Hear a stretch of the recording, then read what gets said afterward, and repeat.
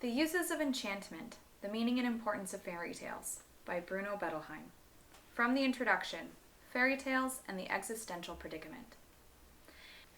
In order to master the psychological problems of growing up, overcoming narcissistic disappointments, Oedipal dilemmas, sibling rivalries, becoming able to relinquish childhood dependencies, gaining a feeling of selfhood and of self-worth, and a sense of moral obligation, a child needs to understand what is going on within his conscious self so that he can also cope with that which is going on in his unconscious.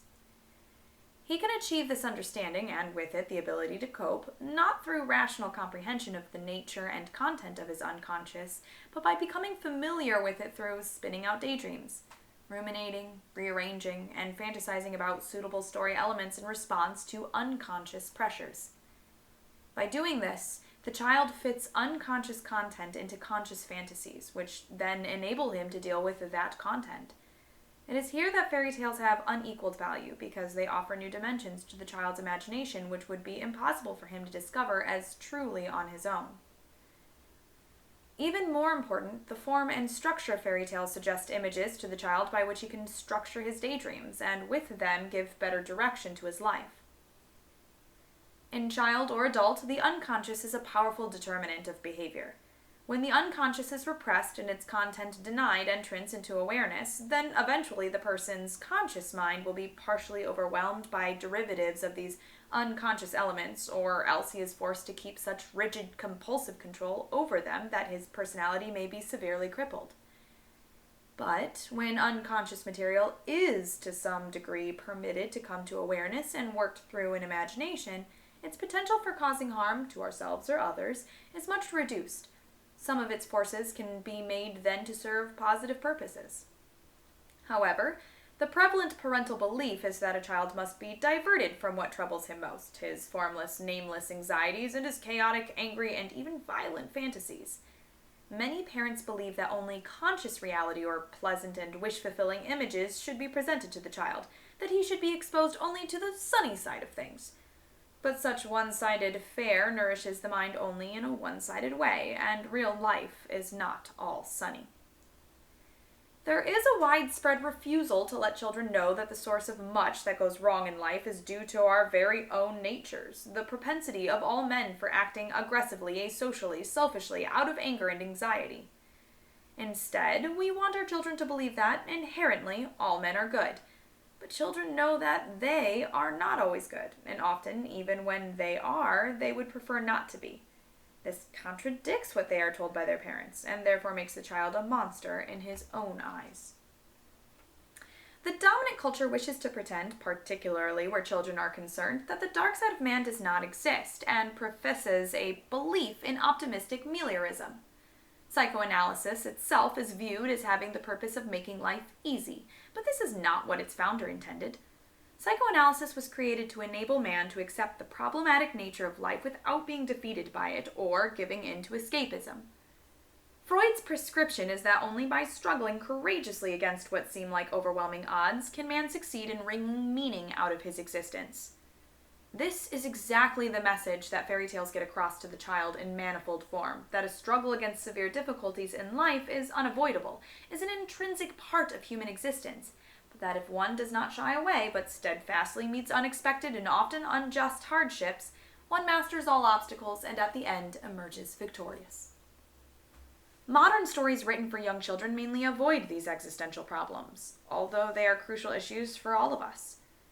The child needs most particularly to be given suggestions in symbolic form about how he may deal with these issues and grow safely into maturity. Safe stories mention neither death nor aging, the limits to our existence, nor the wish for eternal life. The fairy tale, by contrast, confronts the child squarely with the basic human predicaments. For example, many fairy stories begin with the death of a mother or father. In these tales, the death of the parent creates the most agonizing problems, as it, or the fear of it, does in real life.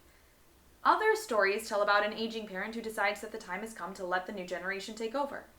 But before this can happen, the successor has to prove himself capable and worthy. The Brother Grimm's story, The Three Feathers, begins, "There was once upon a time a king who had 3 sons. When the king had become old and weak and was thinking of his end, he did not know which of his sons should inherit the kingdom after him. In order to decide, the king sets all his sons a difficult task. The son who meets it best shall be the king after my death. It is characteristic of fairy tales to state an existential dilemma briefly and pointedly. This permits the child to come to grips with the problem in its most essential form, where a more complex plot would confuse matters for him. The fairy tale simplifies all situations. Its figures are clearly drawn, and details, unless very important, are eliminated. All characters are typical rather than unique. Contrary to what takes place in many modern children's stories, in fairy tales, evil is as omnipresent as virtue. In practically every fairy tale, good and evil are given body in the form of some figures and their actions, as good and evil are omnipresent in life and the propensities for both are present in every man. It is this duality which poses the moral problem and requires the struggle to solve it. Evil is not without its attractions, symbolized by the mighty giant or dragon, the power of the witch, the cunning queen in Snow White, and often it is temporarily in the ascendancy. In many fairy tales, a usurper succeeds for a time in seizing the place which rightfully belongs to the hero, as the wicked sisters do in Cinderella. It is not that the evildoer is punished at the story's end, which makes immersing oneself in fairy stories an experience in moral education, although this is part of it. In fairy tales, as in life, punishment or fear of it is only a limited deterrent to crime. The conviction that crime does not pay is a much more effective deterrent, and that is why in fairy tales the bad person always loses out. It is not the fact that virtue wins out at the end which promotes morality, but that the hero is most attractive to the child, who identifies with the hero in all his struggles. Because of this identification, the child imagines that he suffers with the hero his trials and tribulations, and triumphs with him as virtue is victorious. The child makes such identifications all on his own, and the inner and outer struggles of the hero imprint morality on him.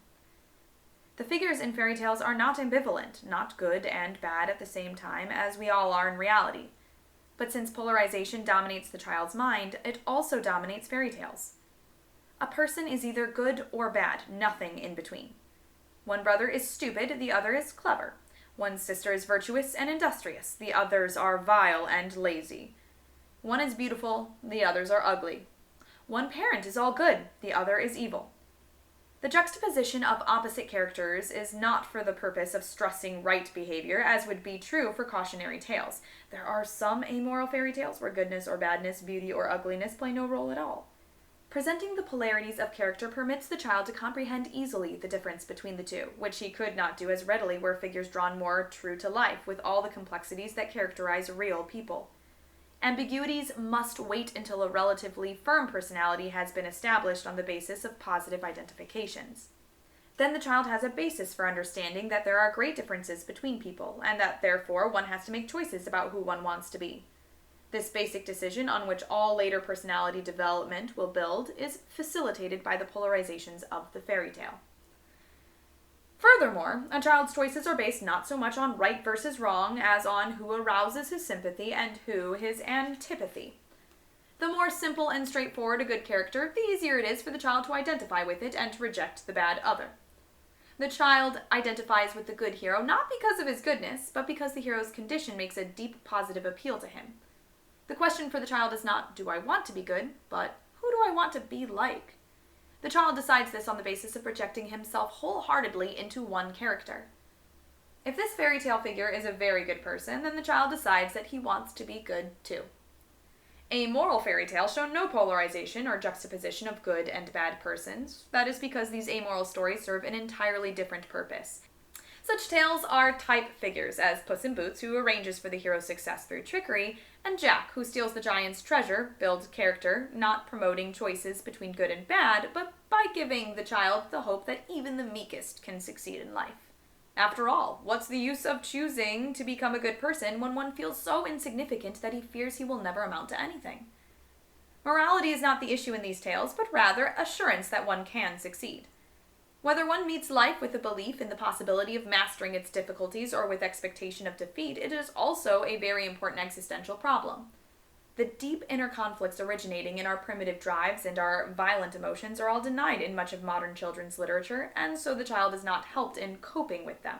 But the child is subject to desperate feelings of loneliness and isolation, and he often experiences moral anxiety. More often than not, he is unable to express these feelings in words, or he can do so only by indirection: fear of the dark, of some animal, anxiety about his body. Since it creates discomfort in a parent to recognize these emotions in his child, the parent tends to overlook them, or he belittles these spoken fears out of his own anxiety, believing this will cover over the child's fears. For example, fairy tales pose the dilemma of wishing to live eternally by occasionally concluding, if they have not died, they are still alive. The other ending, and they lived happily ever after, does not for a moment fool the child that the eternal life is possible. But it does indicate that which alone can take the sting out of the narrow limits of our time on this earth, forming a truly satisfying bond to another. The tales teach that when one has done this, one has reached the ultimate in emotional security of existence and permanence of relation available to man, and this alone can dissipate the fear of death. If one has found true adult love, the fairy story also tells one doesn't need to wish for eternal life. This is suggested by another ending found in fairy tales. They lived for a long time afterward, happy and in pleasure. An uninformed view of the fairy tale sees in this type of ending an unrealistic wish fulfillment, missing completely the important message it conveys to the child.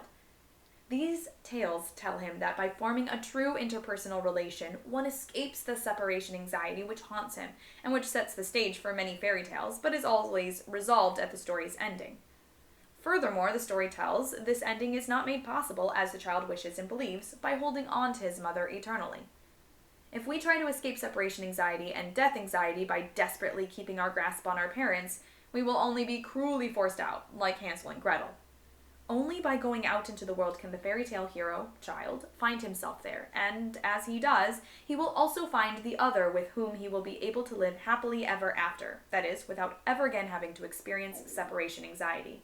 The fairy tale is future-oriented and guides the child, in terms he can understand in both his conscious and unconscious mind, to relinquish his infantile dependency wishes and achieve a more satisfying, independent existence. Today, children no longer grow up within the security of an extended family or of a well-integrated community.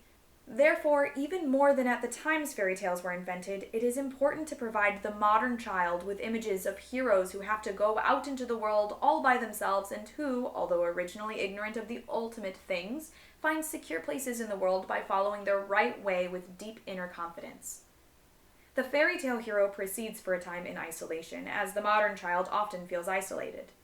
The hero is helped by being in touch with primitive things, a tree, an animal, nature, as the child feels more in touch with those things than most adults do.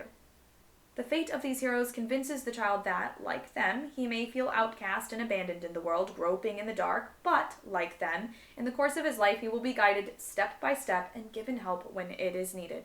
Today, even more than in past times, the child needs the reassurance offered by the image of the isolated man who, nevertheless, is capable of achieving meaningful and rewarding relations with the world around him.